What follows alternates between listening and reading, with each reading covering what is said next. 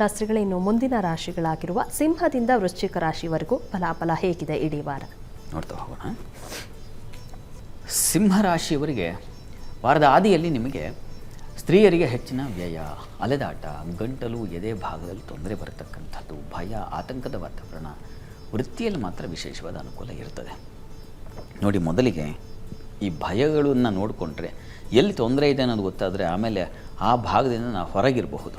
ಮುಖ್ಯವಾಗಿ ನಿಮ್ಮ ರಾಶಿಯಿಂದ ಈ ಕರ್ಮಸ್ಥಾನದಲ್ಲಿ ಶುಕ್ರನ ಸಂಚಾರ ಆಗುತ್ತೆ, ಸ್ವಕ್ಷೇತ್ರದಲ್ಲಿ ಸಂಚರಿಸ್ತಾನೆ. ಇದನ್ನು ಮಾಲವ್ಯ ಯೋಗ ಅಂತ ಕರೀತಾರೆ. ಸುಖಭುಕ್ತ ಸುವಾಹನ ಯಶಾಹ ಅಂತ ಹೇಳುತ್ತೆ. ವಾಹನ ಸೌಖ್ಯ ಆಗಬಹುದು, ವೃತ್ತಿಯಲ್ಲಿ ಒಂದು ಒಳ್ಳೆಯ ಸ್ಥಾನಮಾನ ಆಗಬಹುದು, ಪ್ರಶಂಸೆ, ಗೌರವ, ಐಡೆಂಟಿಟಿ ಸಿಗ್ತಕ್ಕಂಥದ್ದು, ಕಲಾವಿದರಿಗೆ ತುಂಬ ಉತ್ಕೃಷ್ಟವಾಗಿರ್ತಕ್ಕಂಥದ್ದು.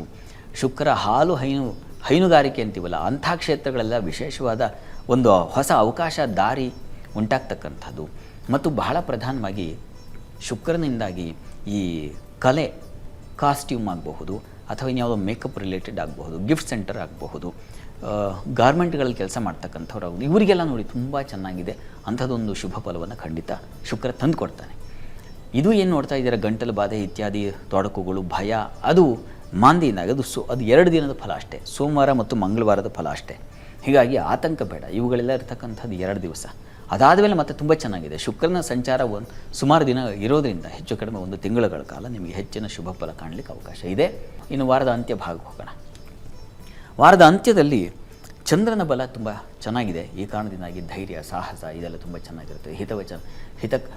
ಮುಖ್ಯವಾಗಿ ಕಾರ್ಯಗಳಲ್ಲಿ ಸಹಾಯ ಸಿಗ್ತಕ್ಕಂಥದ್ದು, ನೀವು ಯಾವ ಕಾರ್ಯವನ್ನು ಮಾಡ್ತಾ ಇದ್ದರೆ ಅಲ್ಲಿ ಸಪೋರ್ಟ್ ಸಿಗ್ತಕ್ಕಂಥದ್ದು, ಈ ಥರದ್ದೆಲ್ಲ ತುಂಬ ಚೆನ್ನಾಗಿದೆ. ಕಲಾವಿದರಿಗೆ ಅನುಕೂಲಕರವಾಗಿದೆ. ಸ್ವಲ್ಪ ಮಟ್ಟಿಗೆ ಕಾಲಿಗೆ ಪೆಟ್ಟಾಗೋ ಸಾಧ್ಯತೆ ಇರ್ತದೆ. ಅನಗತ್ಯ ವ್ಯಯವನ್ನು ಸೂಚಿಸ್ತಾ ಇದೆ. ಕೊನೆಯಲ್ಲಿ ಅದು ವಾರದ ಅಂತ್ಯದಲ್ಲಿ ಶುಕ್ರವಾರ ಶನಿವಾರದ ವೇಳೆಗೆ ಸ್ವಲ್ಪ ಅನಗತ್ಯ ಆಯ್ತೇನೋ, ಖರ್ಚು ಜಾಸ್ತಿ ಆಯ್ತೇನೋ, ಬೇಡವಾಗಿತ್ತೇನೋ, ಈ ಥರದ್ದೊಂದು ಆಲೋಚನೆ ಬಂದುಬಿಡುತ್ತೆ. ಹೆಚ್ಚಿನ ಪಾಲು ಚೆನ್ನಾಗಿದೆ. ಸಹೋದರ ಸಹಕಾರ, ಸೇವಕರ ಸಹಾಯ, ಇನ್ಯಾವುದೋ ಒಂದು ಕೆಲಸಕ್ಕೆ ನಿರೀಕ್ಷೆ ಮಾಡ್ತಾಯಿದ್ರೆ ಯಾರು ನಿಮಗೆ ಗೊತ್ತೇ ಇಲ್ವೋ ಅಂಥವರಿಂದ, ಅಪರಿಚಿತರಿಂದ ಸಹಾಯ ಸಿಗ್ತಕ್ಕಂಥದ್ದು, ಈ ಥರದ್ದೆಲ್ಲ ತುಂಬ ಚೆನ್ನಾಗಿದೆ. ಹೀಗಾಗಿ ಶುಕ್ರ ಚಂದ್ರರು ಕೊನೆಗೆ ಶುಕ್ರವಾರದ ವೇಳೆಗೆ ತುಂಬ ಅನುಕೂಲ ಉಂಟು ಮಾಡಿಕೊಡ್ತಾರೆ. ನಿಮಗೆ ಖರ್ಚಾಗಬಹುದು ವಿನಃ, ಆದರೆ ದೇಹಕ್ಕೆ ತೊಂದರೆ ಆಗೋದಿಲ್ಲ, ಕೊರತೆ ಆಗೋದಿಲ್ಲ. ಆ ಥರದ್ದೊಂದು ಫಲ ತುಂಬ ಚೆನ್ನಾಗಿದೆ. ಪ್ರಾರ್ಥನೆಗೆ ಏನಪ್ಪ ಮಾಡಬಹುದು, ಸಿಂಹರಾಶಿಯು ಶಿವಕವಚವನ್ನು ಕೇಳಿಸ್ಕೊಳ್ಳಿ. ಇದು ಆರೋಗ್ಯದ ದೃಷ್ಟಿಯಿಂದ ಅಲ್ಲಿ ಕುಜ, ಕೇತು ಮತ್ತು ಮಾಂದಿಯ ಸಂಚಾರ ಗುರುವಾರದ ವೇಳೆಗೆ, ಈ ಕಾರಣದಿಂದಾಗಿ ಸ್ವಲ್ಪ ಆರೋಗ್ಯ ವ್ಯತ್ಯಾಸ ಆಗ್ಬೋದು ಗುರುವಾರ ದಿವಸ. ಅದು ಸ್ವಲ್ಪ ಆ ನಿವಾರಣೆಗೆ ಶಿವಕವಚ ಪಠಣ ಮಾಡಿ, ಶಿವ ಪ್ರಾರ್ಥನೆ ಮಾಡೋದ್ರಿಂದಾಗಿ ಎಲ್ಲ ತೊಡಕುಗಳಿಂದಲೂ ಹೊರಗೆ ಬಂದುಬಿಡಬಹುದು. ಸಿಂಹರಾಶಿಯವರು ಅದನ್ನು ನಿರಂತರವಾಗಿ ಮಾಡಿ.